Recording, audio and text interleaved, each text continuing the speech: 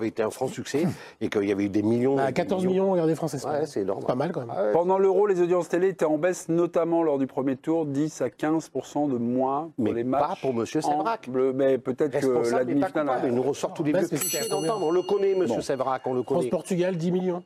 Bernard et Dominique Poupoune, s'il vous plaît. Vous allez évidemment sur l'équipe Connect. Vous voyez ici un QR code. Hop, le petit smartphone. Si vous avez envie de vous inviter dans le débat, ne vous gênez pas. On est là jusqu'à 1h du matin. La présidente est dans la place. Présidente. Bonsoir. Bonsoir.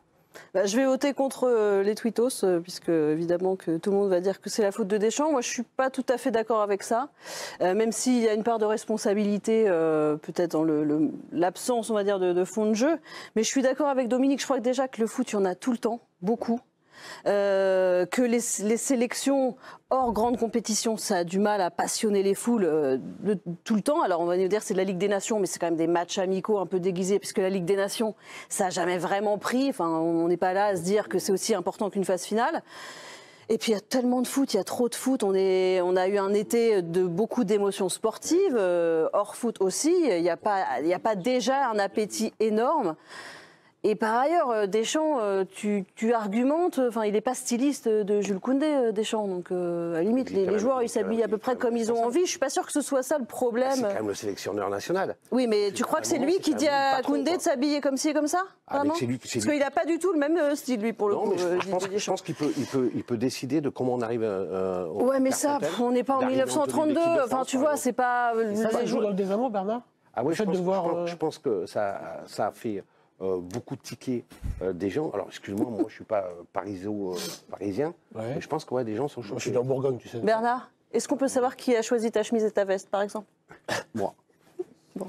Sortez. Mais non, mais alors moi, je n'attaque pas la coupe de cheveux de Mélisande. Je n'attaque pas la coupe de cheveux de Mélisande. C'est sponsorisé par Playmobil, moi, si tu veux savoir. Ouais. Juste, pardonnez-moi, mais dans l'arbitrage de la présidente, j'avais également vu peut-être une forme d'usure. Regardez, la semaine dernière, on se prend une petite semaine tranquille avec l'actualité des clubs. C'est cette semaine, donc on avait lundi soir un match de Ligue 2, le mardi, hop, de la Ligue des Champions avec Brest à 18h45, plus Paris-Arsenal à 21h, bis répétita le lendemain avec les matchs de Monaco et l'exploit de Lille face au Real. Jeudi, vous en voulez encore ? Il y en a. Il y a Lyon et Rennes. Vendredi, Lyon et Nice, pardonnez-moi, hein, Rennes n'est pas qualifié. Vendredi, donc, l'Olympique de Marseille face au redoutable SCO d'Angers, avec quelque chose qu'on ne peut pas évidemment manquer. Merci, vous avez suivi le match. Vendredi, on se refait un petit coup de Ligue 1. Et puis, il y a aussi un petit coup de Ligue 2 avec notamment le match Rennes-Monaco. Ça, c'est pour samedi. Dimanche, notamment, le dernier match, le feu d'artifice entre Nice et le Paris Saint-Germain. J'ai l'impression que nous aussi, nos téléspectateurs, nos fans, on est soumis à des cadences et des calendriers infernaux. Non mais Mélie, elle a... je ne sais pas si c'est nouveau, mais en tout cas... Elle aborde un peu, Mélie. La séquence, elle est terrible. Tu as le mois de mars. Moi, la première rupture, je pense qu'elle est aussi entre mars et l'Euro. Mars, c'est catastrophique ce qui se passe. Rappelez-vous, match contre l'Allemagne. Ouais. On a l'impression que tout le monde s'en fout. Deschamps est perdu. Après arrive l'Euro. Il y a une demi... Mais je pense qu'il y a une première vraie rupture avec le public et les audiences nous disent beaucoup de tout ça. Et derrière, moi je pense que c'est lié, il y a des JO. Et la séquence post-JO pour les Bleus, pour le foot en général, elle est catastrophique. Pour le foot en général. Elle est catastrophique. Pourquoi ? Parce que tu as un élan populaire. Le foot a toujours été un sport populaire. Et la séquence qui nous est proposée là, elle les rend impopulaires. Alors que tu as eu du Léon Marchand, tu as eu les Bleus au basket, tu as eu Teddy Riner, enfin tu as eu toutes les belles aventures qu'on a vécues. D'une simplicité, d'une accessibilité, d'une humanité donc, qui contraste avec la Et derrière, effectivement, tu reviens avec du foot à plus savoir qu'en faire, à t'en faire une indigestion. Donc tout ça, mis bout à bout, les affaires. Deschamps, Griezmann, Mbappé.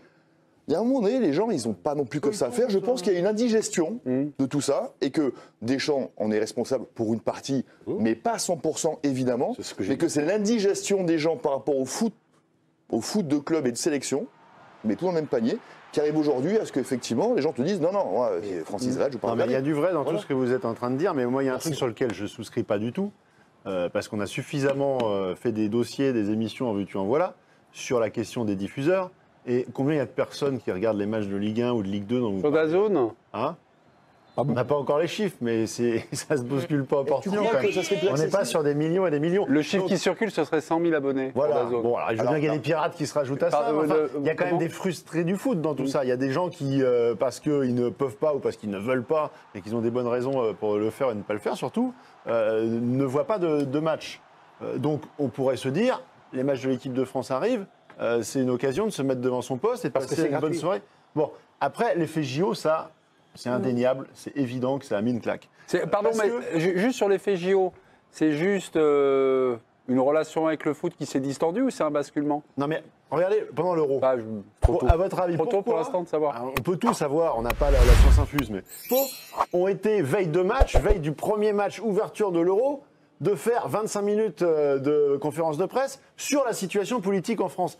Je pense que les gens, mais ils se sont dit, mais alors là, c'est bon. Ils ont fait C'est bon. Ils ont répondu aux questions des journalistes. Hein. Ah ben, je ne dis pas que c'est de leur faute. Bah oui. Je dis que Oui. ils se sont engouffrés dans cette brèche-là, qui, à mon avis, n'était pas la bonne, parce que ce n'était pas du tout les attentes de la plupart des gens, Ouais. qui ont préféré se dire, bon, déjà que je n'avais pas très envie, elle me fait pas rêver depuis longtemps, cette équipe de France, pour des raisons, machin. Tu penses si que en quand plus... Mbappé dit que le match, donc c'était quoi, France-Autriche, le Ouais. premier, passe au second plan, tu penses que c'est une erreur de communication quand il dit demain on va tout faire pour gagner, mais ce match passe Je au dis second plan? pas. Je dis pas qu'il a raison, c'est pas un jugement moral que je fais. Je dis simplement qu'à partir de Tu dis cet que ça instant, éloigne les Bleus. Tu dis que ça a détourné les gens Tu dis de que ça l'équipe éloigne de les- je France dis parce que qu'ils ont les gens parlé qui de avaient politique. déjà je te parle pas peut-être de morale. saturation et qui étaient dans une séquence extrêmement... on était dans une névrose, quoi. Je veux dire, la France était... je ne sais pas qu'elle en soit particulièrement sortie, mais il y avait quand même, à un moment donné, à ce moment-là, une surdose de politique et de peur. Allez-vous regarder les matchs des Bleus France-Israël, enfin Israël-France, en Hongrie, à Budapest? Le match est délocalisé. En plus, le match se jouera non pas à huis clos, mais à peu près, avec une jauge extrêmement réduite, vu les conditions de sécurité qui entourent les sorties d'Israël. Lundi, donc, Belgique-France, toujours pas, donc, nos téléspectateurs qui votent disent à 72%, je ne regarderai pas. Ils ont peut-être suivi, les conseils qu'avait donné Didier Deschamps lors du dernier Euro. Cette séquence avec un journaliste suédois. On y va. On parle beaucoup de la France avec ces joueurs de qualité qui jouent de façon ennuyeuse. Que pensez-vous de ça et des gens qui veulent un football plus excitant? Vous êtes suédois, vous êtes sûr? Non, vous êtes déguisé. Ah, vous vivez en France, vous, hein? C'est sûr, hein? Bah écoutez, si vous vous ennuyez, vous regardez autre chose, c'est pas grave. Hein. Vous n'êtes pas obligé. Hein. Voilà Didier Deschamps. Donc finalement, je pense que les téléspectateurs ont suivi. Le dernier match à Lyon, le sélectionneur avait été sifflé lors de l'annonce de son nom. C'était une première après le match. Le camarade backer Philippe Sansfourche, vous aviez tenté de recueillir, on va dire, son sentiment, tenté de recueillir en vain, puisque pirouette, cacahuète. Regardez. On a entendu des sifflets dans les tribunes du stade ce soir, notamment à l'annonce de votre nom. Est-ce que ça vous a surpris, J'ai pas entendu, touché sincèrement. et peut-être même déçu? Non, j'ai pas entendu. Je suis dans le vestiaire. Je sais pas quand ça se passe. J'ai entendu ce pour Bradley. Après, par rapport à moi, il n'y a pas de. Je n'ai pas de souci avec ça. Même si je savais que j'avais pas, pour différentes raisons, énormément de supporters inconditionnels à Lyon. Bon, évidemment, il s'en sort une pirouette, l'ancien entraîneur de Marseille. Qui a un fond, mais il a mis 5 ans à reprendre Benzema, Ouais. qui est formé à Lyon, et il prend plus la Lacazette depuis X années, Ouais. qui continue à jouer à Lyon et qui est donc qui a Donc les Lyonnais, un lui, en voulaient. ressentiment local quand même. L'impopularité, le désamour, les sifflets, bon, évidemment, il va pas s'épancher. Il souffre. Il a un ressentiment. Il se dit, par rapport à mon palmarès, c'est pas possible, j'ai un mauvais traitement. Il vit comment, ça, ce mauvais passage, on va dire, cette Ça lui mauvaise fait pas séquence Cette séquence, Ouais. non, ça lui fait pas plaisir. Mais Mais pas plus en que fait, ça. Non, mais personne n'aime Tiflet, en fait, même si on perd des matchs ou qu'on est nul. Raymond Domenech, votre ami, est maître. Mais Raymond est à part. Oui, Raymond est vraiment spécial, c'est pour ça que je l'aime. Mais Un nouveau message. Ah, on a un nouveau message. Raymond Domenech peut réagir. Non, pas du tout. Un téléspectateur. Oui, il nous explique un petit peu pourquoi ils ne regarderont pas les Bleus pendant ce rassemblement. Personne n'ira voir l'équipe de France. Alors ça, c'est le message d'Iboupa Rodave. Voilà.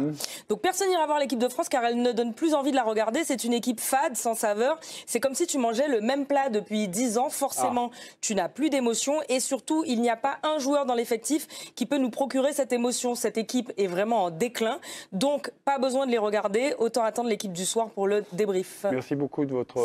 La fin est vraie. Oui, merci. Le début, plus un joueur comme discutable. Michael Olise, moi, ses premiers pas me passionnent. Manu Koné, ce que j'ai vu l'autre fois à Lyon, justement contre la Belgique en sentinelle, ça m'a interloqué. Ouais. Le retour de Guendouzi, dont j'attendais effectivement pas grand-chose, j'ai trouvé ça intéressant.